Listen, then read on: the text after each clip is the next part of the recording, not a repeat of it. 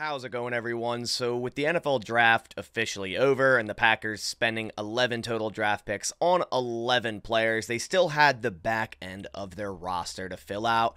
And of course, the moment the draft finishes, we start to hear the rumblings and the rumors of what players are signing with which team as undrafted free agents. And this is a big period for the Green Bay Packers. I mean, you can go over the long history of undrafted free agents to come into Green Bay and make a name for themselves. Now, this year, there's a lot less than usual because the Packers were actually at 83 players after this draft class. You know, drafting 11 players, that's a lot of players. So they were already at 83.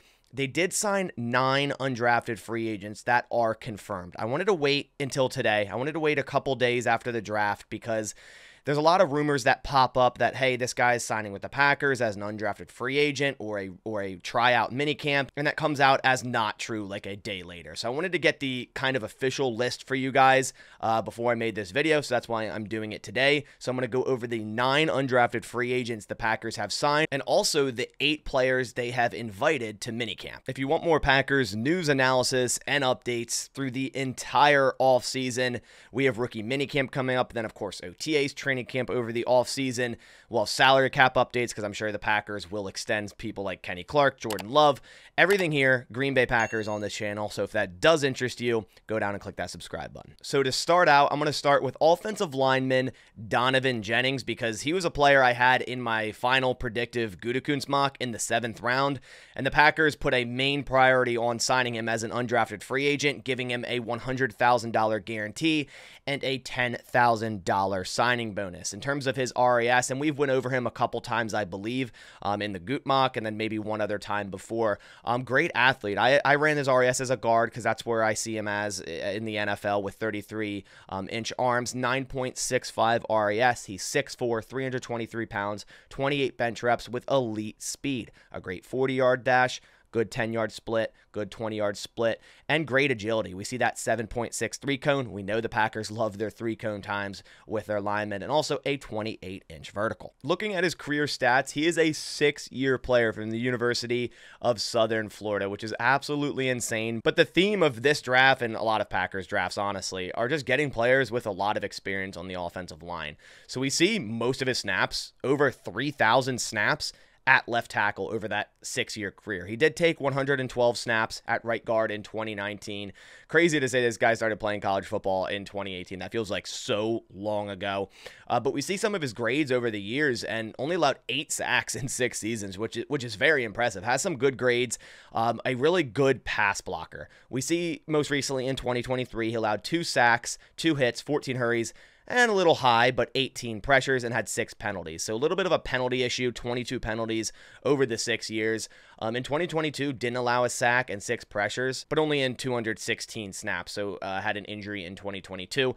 In 2021, allowed 3 sacks, 14 pressures. In 2020, allowed 1 sack, 7 pressures. 2019, allowed a sack and 13 pressures.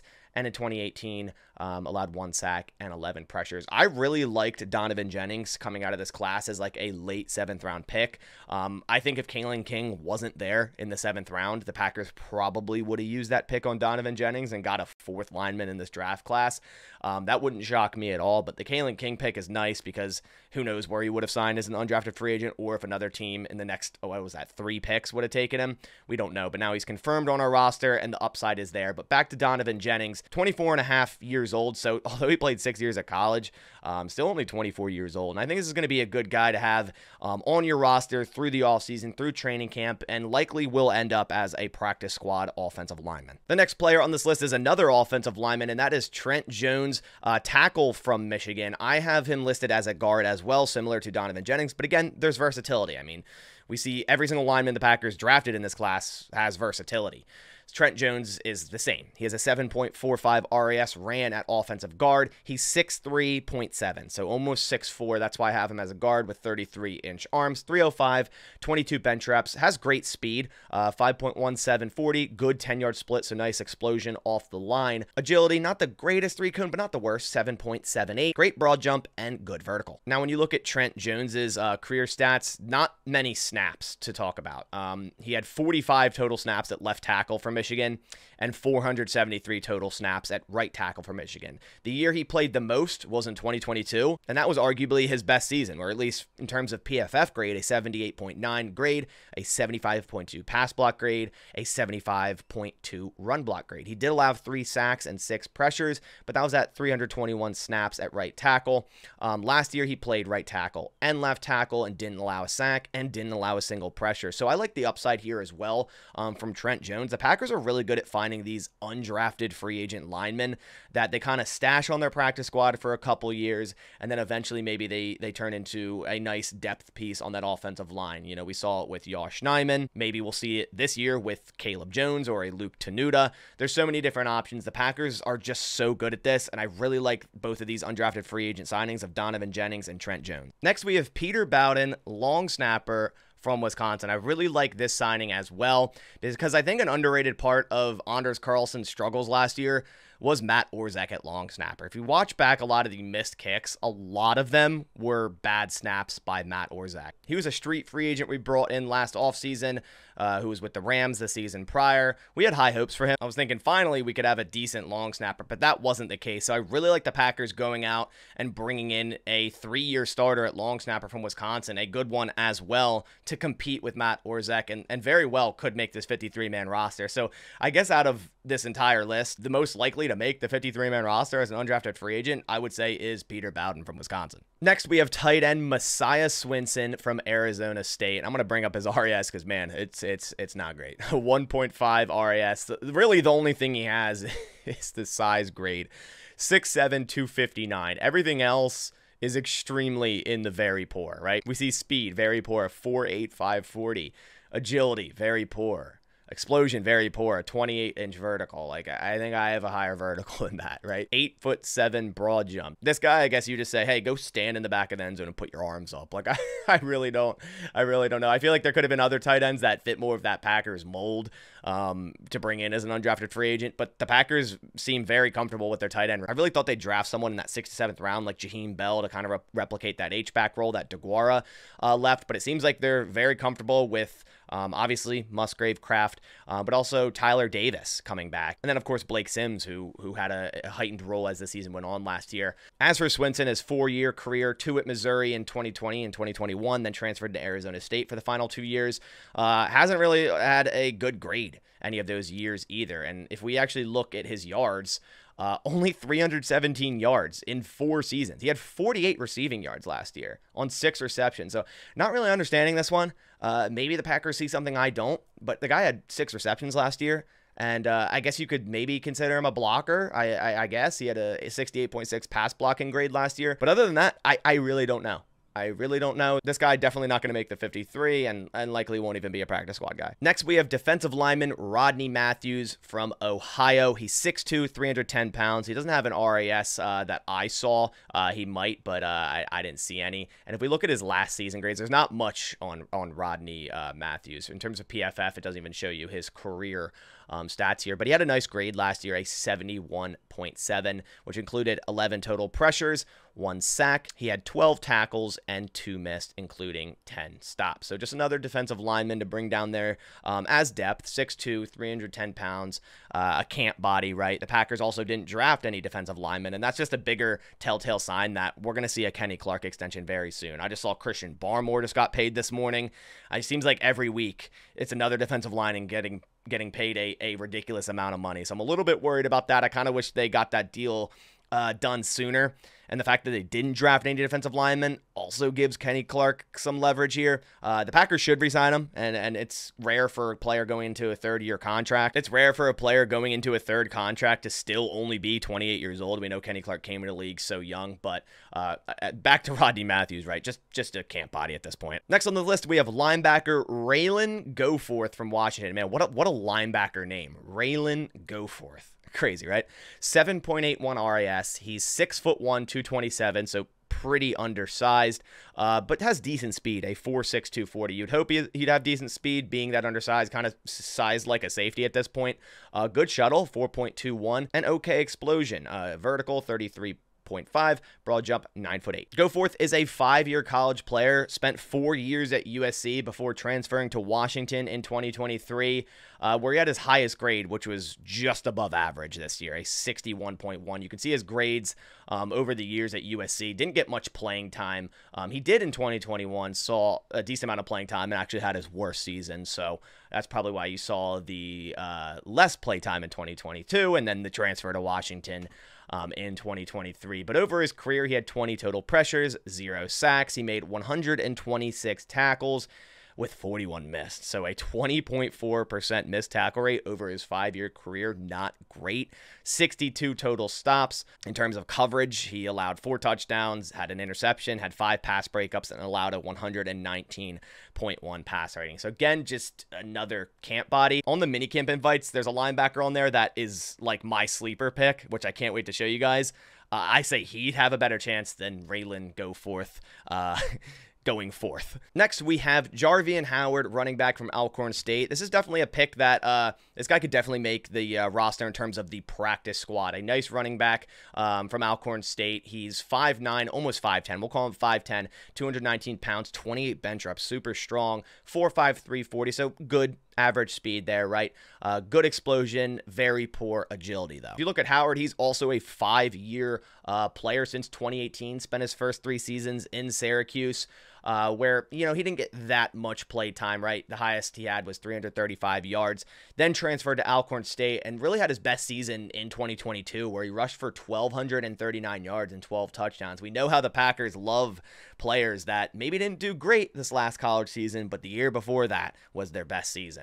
Kalen King, Jaden Reed, Tay Wicks, Jordan Love, right? Those are all guys they drafted, but that still transpires into undrafted free agents as well for the Green Bay Packers. This year, he had 764 yards, 7 touchdowns, a fumble. Had some good grades over the last 3 seasons, all above a 70.0. Next, we have James Esther, defensive tackle from Northern Illinois. Didn't test in speed, but everything else equated out to a 4.12 RAS, 6'2", 289 pounds, 23 bench reps, decent 3-cone, decent broad jump, bad vertical, bad shuttle. So another body to bring into that defensive line room, the same as Rodney Matthews. Again, I feel like the Packers have decent depth down there. I know a lot of people wanted them to add one more guy, and I wish they went Christian Boyd, but the Saints, I believe, picked him like a couple picks before the Packers in the 6th. So that wasn't even available in the 6th. But in terms of his grades last year, 72.8. He's a 5-year player from Northern Illinois and has actually had some great grades and 73 total pressures over 5 years and 10 sacks. So definitely knows how to get after the passer. Made 63 total tackles with 13 missed. So but about average, missed tackle rate 12.4%. Definitely like James Esther better than I do Rodney Matthews in terms of maybe making the practice squad. Then we have Julian Hicks, wide receiver from Albany, and he's a great athlete. I really like him as well for potentially making the practice squad. A 9.18 RAS, 6'1", almost 6'2", we'll call him 6'2", 201 pounds, a 4'5", 340, but a really great 20-yard and 10-yard split. Also great explosion, a nice 36.5-inch vertical, a 10'6" broad jump, and a good 3-cone. Julian Hicks, also a 5-year player. There's a reoccurring theme here with a lot of these undrafted free agents. In 2018, started at Central Michigan, transferred to Akron for 2 years, then transferred to Albany for 2 years. And his last season was his best, 73.1 overall grade, and in terms of yardage, his best, 744 yards on 43 receptions and 11 total touchdowns. Now, he is majority a outside wide receiver. We see last year he played 87.8% of snaps wide. Over his career, 84.9% wide and 15.1% in the slot. So those are the 9 undrafted free agents the Packers have signed. And again, the roster's at 92.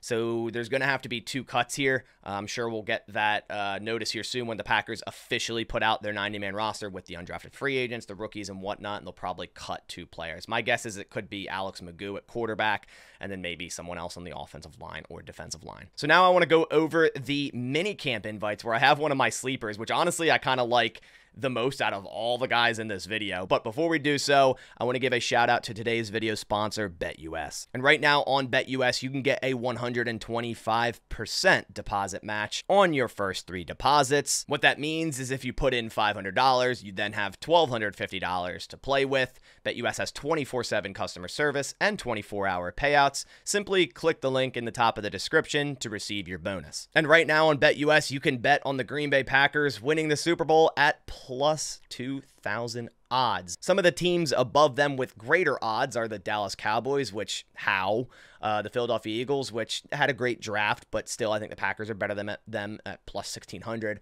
The Lions are at plus 1,200. The Bills 1,400. The Bengals 1,400, and then the Ravens, Chiefs, and Niners, all the highest odds, less than plus 1,000. I'm actually going to place a bet on the Green Bay Packers winning the Super Bowl in 2024. I do have high hopes for them. Obviously, a lot between now and then, but I'm going to place a $50 bet, which would win $1,000. You guys can tail my bet if you want by simply clicking the link down in the description below. Thank you to BetUS for sponsoring today's video. All right, so now let's dive into the minicamp invites, which the Packers also have 8 players. And I'm going to start with my dark horse because I'm really excited to show you guys this guy. I just put a tweet out about him, and that is Logan Blake, a linebacker from Eastern Kentucky. And man, this guy is very, very intriguing. And honestly, I'm surprised he wasn't signed as an undrafted free agent to any team in the NFL. He got rookie camp invite from the Saints and also the Packers.